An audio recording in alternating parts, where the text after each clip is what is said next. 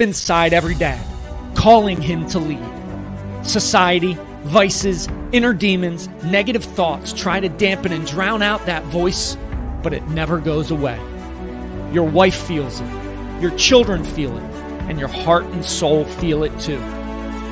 It's the voice that starts off as a whisper, but then becomes a calling to be the tip of the spear for your family, a calling to play all out and lead by example for your children, a calling to build a legacy that will go on for generations, a calling to be the warrior dad you were born to be. Dads, our children need us now more than ever to be that beacon of hope, courage, positivity, and strength. It's time to rise as warrior dads together as a brotherhood. If you felt that twinge in your soul, it's time for the Warrior Dad Experience.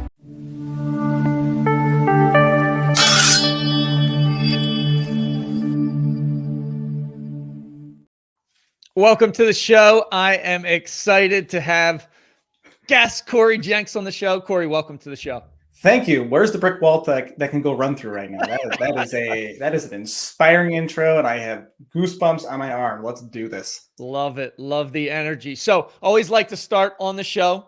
Your dad game, dad situation. What's the dynamic in the Jenks household? What does it look like? It looks like, I think if someone opened a fire hydrant and it's a summer day and the water's pouring out. So we got one guy that just turned 6, a little fella that's almost 4, and a baby girl that is 10 months old. So it is busy. It is fun, but it's busy. Yeah. You got a lot going on. So tell us a little bit about your background. I know you got a new book coming up. I know we're coming out. I know we're going to pull some threads on different things related to being a dad. Yeah. So in addition to being a dad, I do a lot of different things, and it often doesn't make sense, but I think that the general umbrella is I'm sort of an unconventional person. So I'm a pharmacist by trade. I'm a trained improv comedian. I'm a professional speaker and a now soon to be 2-time author. So I have a book on fatherhood coming out on Mother's Day, because what better gift to give mom than to be a better dad? So I've been doing the pharmacy thing for about 13 years, comedy for 10 years, and then speaking for 5. And I wrote my first book in 2022 over my shoulder here, Permission to Care, Building a Healthcare Culture That Thrives in Chaos. So I don't watch a lot of Netflix. I don't watch a lot of TV, but I got a lot of ideas I like to write about, and just kind of break conventions of what you think a dad should be, a human should be, a pharmacist should be, all the above there.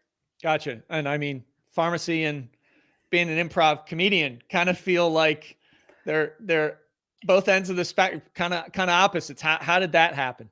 Well, I always loved comedy, and I went to pharmacy school, and in college I went to the University of South Carolina, and there was an improv group there, and I went and saw a show. I was blown away. So naturally I didn't do any of it because I was a dutiful pharmacy student, but grew up on a steady diet of The Simpsons and Saturday Night Live. And so I always loved comedy, and then finished my pharmacy residency in 2012, took an improv class and just loved it. And I had all this free time that wasn't in school anymore.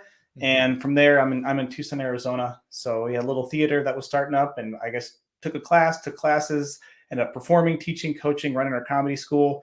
And along the way, what you think is a seemingly unrelated skill, improv comedy, really transformed my career as a pharmacist. It taught me to listen, live in the moment, and if we're talking dad stuff here, taught me to be adaptable, because that's all improvisation is just living in the moment and adapting to what's happening, which is pretty much being a dad. Yeah, for sure. And I know today's topic was, hey, balancing being a dad, which is the most important job we have, with not taking yourself too seriously. What does that mean to you? I love giving actionable strategies to dads on the podcast. So 1, what does it mean to you? And then 2, hey, what's a couple things that dads can do to, hey, maybe lighten the load or the burden that they feel, or that self-doubt? Yeah, well, I opened my book talking about this, what's at stake as a father. And essentially it's just society collapsing. So no pressure, right? It's the big, if we had great dads all over the place, we wouldn't need your amazing podcast, which I'm glad that you're here doing this and giving dads that ability and that structure, that power, that to be that warrior dad. But society collapses if we fail. So that's heavy. That's big stuff. These little human beings rely on you, heavy stuff. And if you sit in that heaviness and seriousness all the time, it'll eat you from the inside. And I know this from pharmacy. When I was in, healthcare is a heavy world that you live in. And once I started applying these sort of skills of improvisation, I kind of turned it all into a game, which is, if you're being a dad, great. Like strategy one, turn everything into a game with your kids. Okay. If kids respond well to, how long does it take you to tie your shoes? I'll time you. We have siblings. You might disagree on the making them compete with each other, but who can buckle your seatbelt faster? Like turn that thing into a game. Another thing I touch about in my book is picking your hills to die on. You only have so much capital with your kids to ask them to do things in the broad scope of being a parent, that our family will help watch the kids, and what are our biggest things. And if we care about every little thing, we're going to burn ourselves out. We're going to burn the people we care about out. So for us, it is nutrition. I'm a pharmacist. My wife's a nurse practitioner, and we see the consequences of poor nutrition every day in our adults and younger people. Mm-hmm. So that was a big thing for us. For us was limiting screen time as much as possible.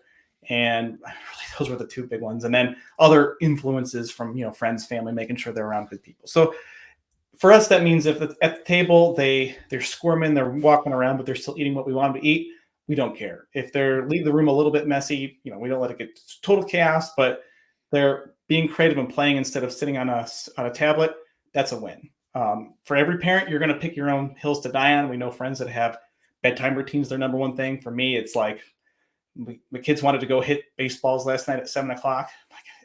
I've been waiting 37 years for someone to ask me to go play baseball at 7 p.m. We're doing this, right? So, and it turns into something that's more fun, right? We're turning it into, we're enjoying that experience as much as you can in the fire hose era that we're in. So, not taking ourselves too seriously, picking the hills to die on, and then trying to turn everything into a game, and instead of seeing this as like a battle with your, it's just for me, it's an improv game of, here's the moment, adapt, overcome. Here comes the next thing.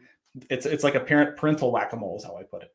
Yeah. Yeah. No, I love that concept of turning everything into a game, because kids, I think, inherently are kind of competitive, and hey, can you do this that quickly and let me time you and count down from a timer? Mm-hmm. Dads, if you're struggling getting buy-in for your kids to actually do things, just what Cory said was brilliant, right? Turn that lens into a game rather than telling them. Mm-hmm. And all of a sudden you get buy-in and they do it. And I would say, sibling competition, man, not everybody gets a trophy in life. And I can't stand how that has made its way into youth sports, that everybody gets a trophy, all these things, because then everybody thinks they get something for no matter what place they finish in. Yeah. I love the idea of, hey, let's compete as siblings and build that competition muscle, because let's not beat around the bush. Life is a competition. You're going to compete in every area of life, whether it's for the girl, for the boy, for the job, whatever it is. Yeah. So I definitely like, that idea of making it a game. Do you have any other examples? I know you mentioned seatbelt, tie your shoes, other things that pop up top of mind of making it like a game? Well, I think that with making it all a game, it's also not being so strict with like the rules. Like when you're literally playing a game, not being so strict with the rules. Like the kids will get out a board game, or we'll be playing baseball or basketball, and we know the rules. You got to dribble, you got to pass, and if they're traveling or whatever.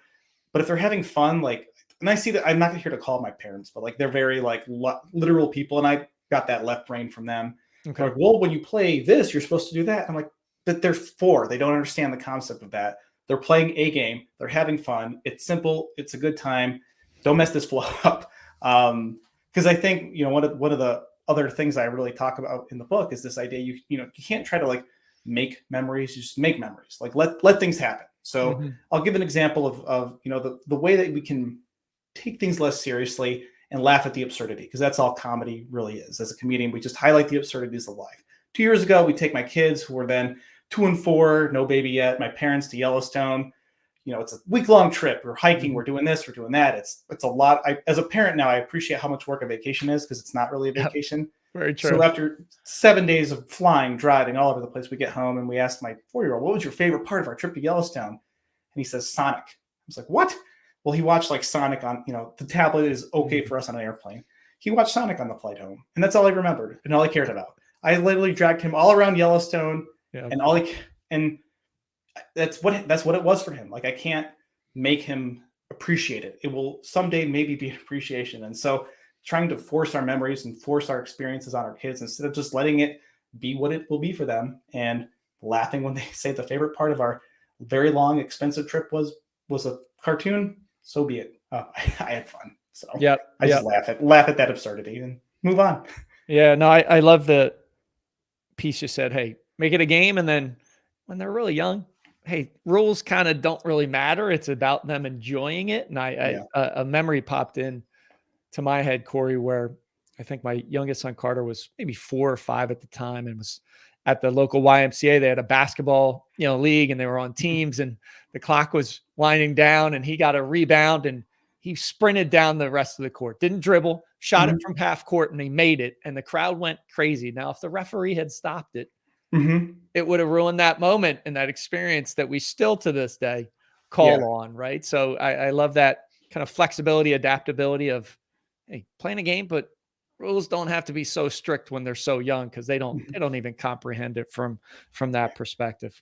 Yeah, it's easy to forget when you're a kid. Like there's no frame of the world. Like you have your little world as a 4 or 5 or 6 year old, and this is your world versus, we've been on this planet, I'm 37. So we have all of this context for how things fit, and they don't. And so when their whole world is they go to school or they're at home or their favorite fork gets taken by their brother, so they stab them, which happened the other day. First, it didn't draw blood. I was actually a little disappointed. If you're going to stab your brother, like, get some blood going there, make it a story worthy of stitches. But like that's their world. And so if we're trying to project like our bigger picture on them, I don't think they have that ability yet. And this is, my book is geared towards people with ages 5 to thinking about having kids and under. That Okay. I've never had a teenager, so if I wrote a book about teenagers, it would be a purely academic exercise, and that would not be from a place of experience. So this is real world stuff that I observed and was like, I wish I had known that. Well, maybe Yep. someone else can know that. There you go. Love it. And then the impact of making things a game and finding yourself in that as a dad, Mhm. playing the game and enjoying it. I mean, the downstream benefits, the impact of that. How has it been for you? And when you do it, I know how it is for me, but interested to hear your slant. Oh, I miss playing. Adults don't play. Yep. I mean, that's the beauty of being an improviser is it's like adult play, but you get down, you start playing imagination with your kids, and you have to turn your literal mind off because Mhm. they see things that we don't. And I think from a problem solving perspective, it's a great way to approach problem solving. Is we have our experience and we rely so much on our rigid adult experience. And don't get me wrong, if I need a surgery on my appendix, I want a surgeon who has experience operating on me. Right. But when we have these complex or weird problems to solve, it's amazing. When I talked to my son, like we were doing, he was working on his colors, and so we asked him, "How do you make green?"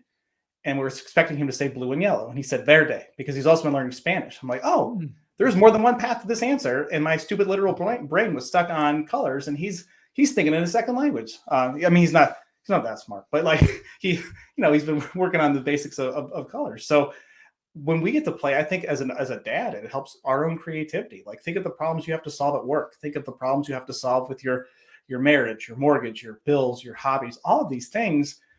If you allow yourself to live in the moment in the world with your kids and play, I think that actually there's science that shows it improves your neuroplasticity when you play. So you're going to be more, buzzwordy, use the buzzword resilient to whatever's going on. And when we give our kids rigid structure versus letting them play, I think, we have an epidemic of my millennial generation that can't handle things because we're not resilient.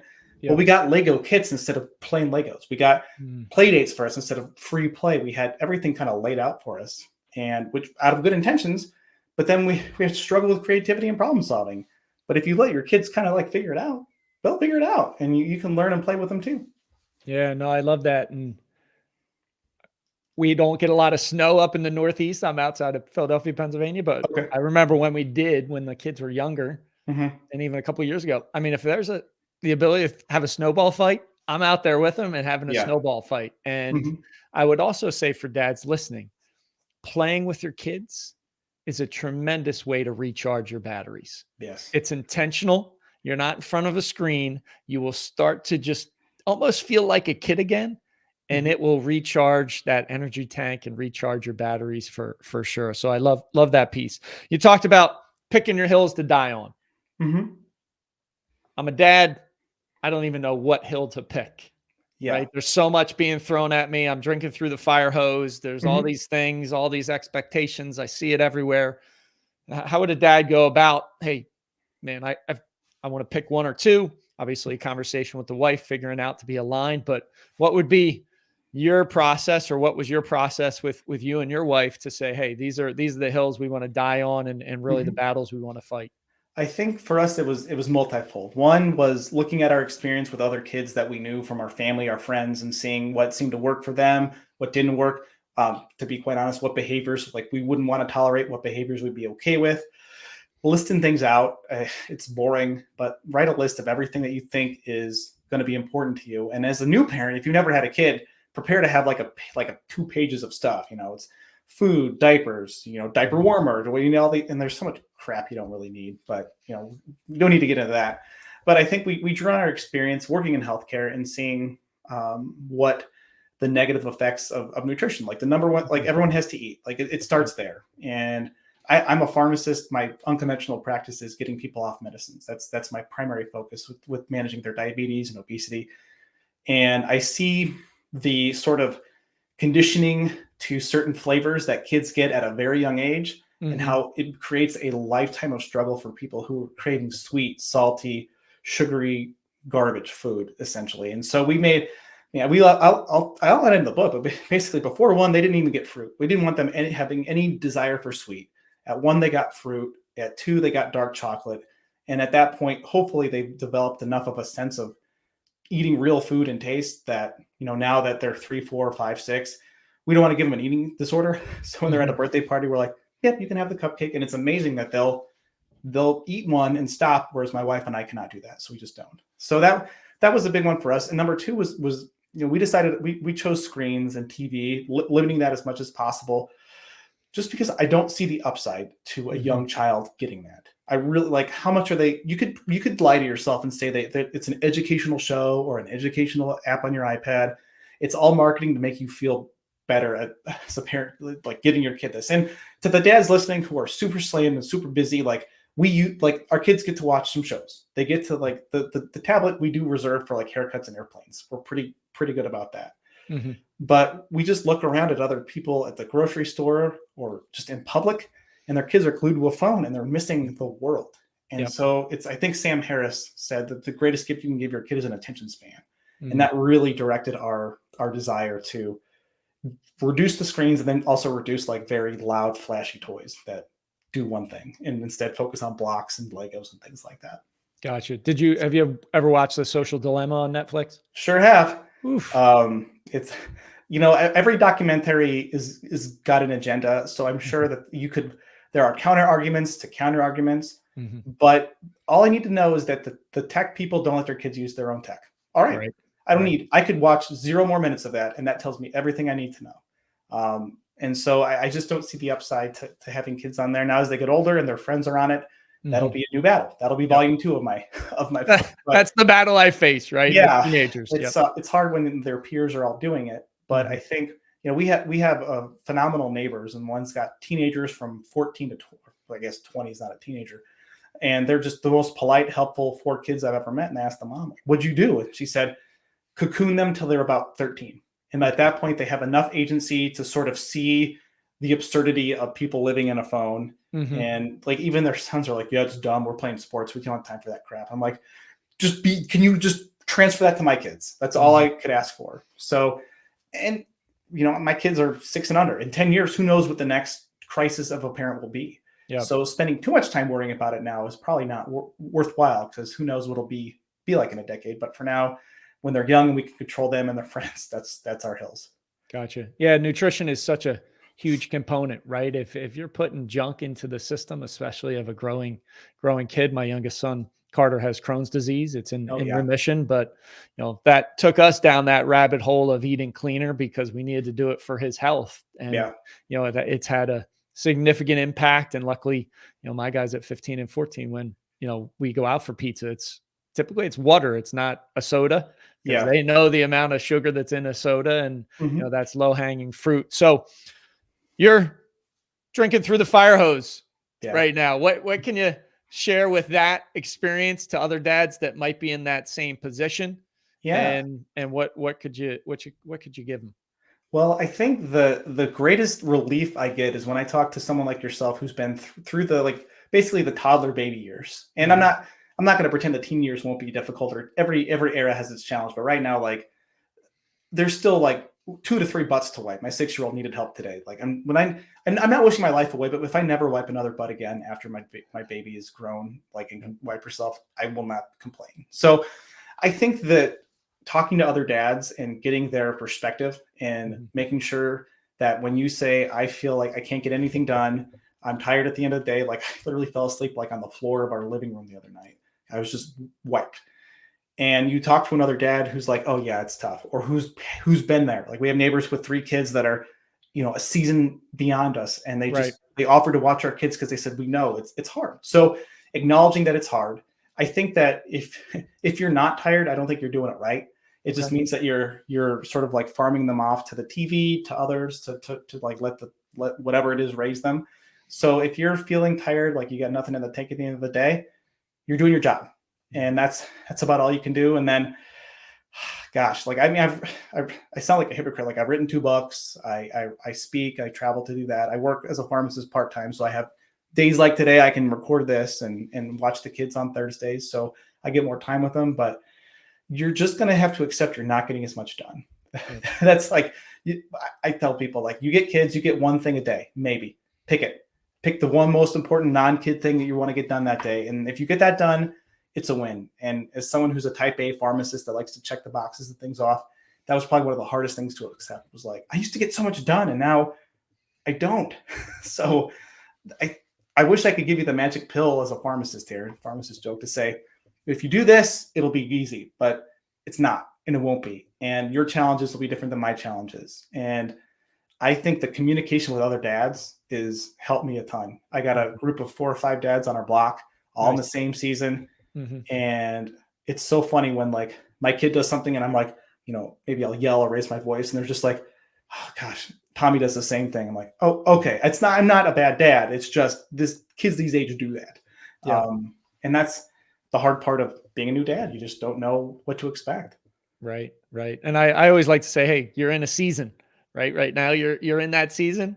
I will Mhm. tell you, being on the opposite end with teenagers, Mhm.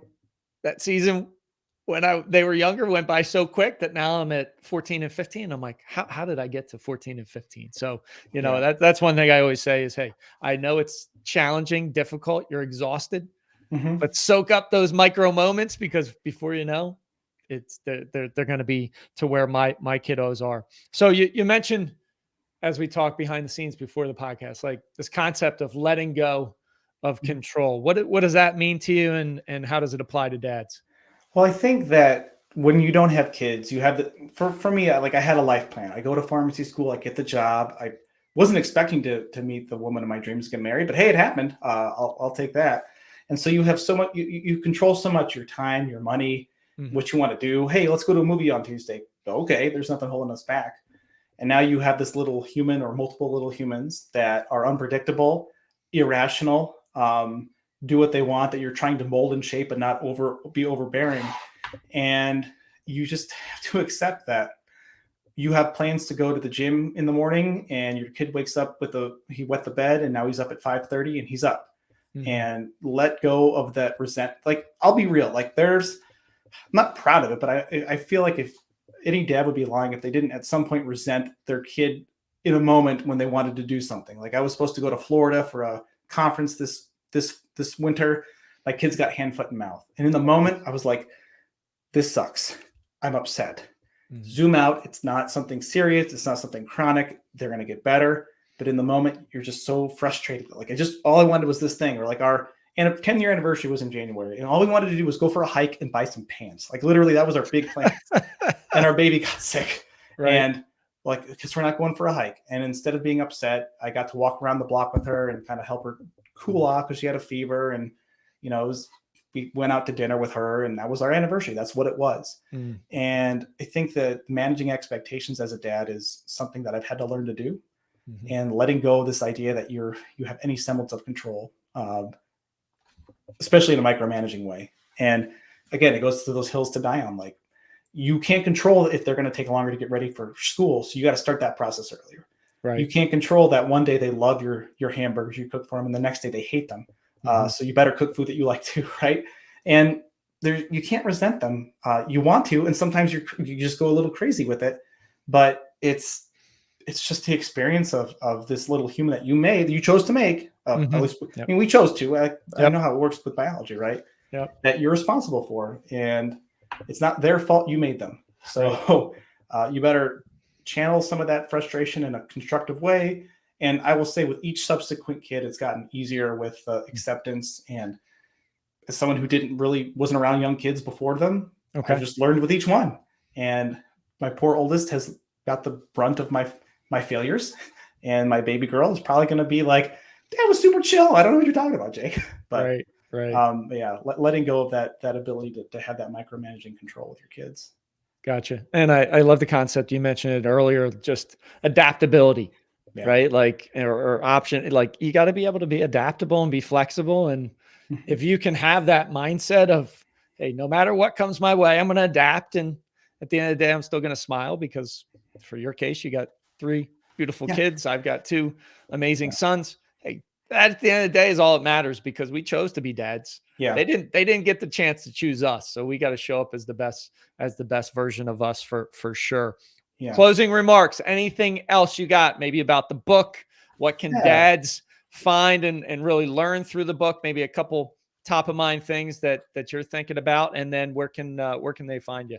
Yeah. So my book, as a reminder, is called "I Guess I'm a Dad Now: A Humorous Handbook for Newish Dads Who Don't Want to Suck." And so it really is designed as a handbook. You can turn to any page and get a tip, from the pre-contemplation of why you should even have kids, or if you should have kids, to what to expect in that first year, which was like a huge shock for me, of like, oh, it's really just about mom at this point, because what do I do with myself? I'm just twiddling my thumbs. So how can you support mom? And then as they start getting to a little bit more interactive, fun age where you're playing games, and how do you navigate that? Navigating youth sports, how to feed them. I have a lot of nutrition stuff, a lot of stuff about navigating youth sports, traveling, just a lot of like in the field stuff that you can do. And it's written from a comedian, or at least I'd like to think of myself as that. So it's going to be funny. And I get a lot of dad books are really heavy and serious, and it's a serious topic again, but you're going to laugh, you're going to enjoy it. And that way you're going to remember it and want to read it, and then hopefully tell your friends about it so they buy it too. But that's just, that's my goal there. So if you get that, it's coming out on Mother's Day. So what better gift to give your mom than to be a better dad? And so you can find it on Amazon, that little tiny boutique bookstore on the internet there. Yep. And for your listeners, you can see if you're watching this, you can see my website there, CoryJenks.com. And it's CORY. My parents didn't buy the vowel. They were cheap. So no E in Cory. And so I got some great pre-order bonuses for anyone who pre-orders it. And honestly, I'm going to run this thing through probably like the summer, because dads are busy. And if you don't have a chance to pre-order it, I got your back, Dad. So, but you're going to get some extra recipes. I got recipes in the book. You're going to get some extra recipes. You're going to get my workout. You're going to get some travel tips. You're going to get some dad gear, just some little things to make life easier as a dad. And I got different tiers. Let's just make it simple. If you email me and say, I heard you on the Warrior Dad podcast, and you buy one book, I'll give you the 5-book one on the house, because I want dads to be awesome and not suck so much like me. I go back and read my own book, because sometimes we all need a reminder. There you go. Love it, Cory. Thank you so much for being on the show. Thank you for having me. It was a pleasure. And thanks for doing what you're doing. It's an important job, and my gosh, I'm still pumped from that intro. So I love it. I love it. Thanks, man. I appreciate it. Appreciate listening. Appreciate you watching. Dare to be uncommon. Love, lead, legacy. Create a legendary day. I'll talk to you soon.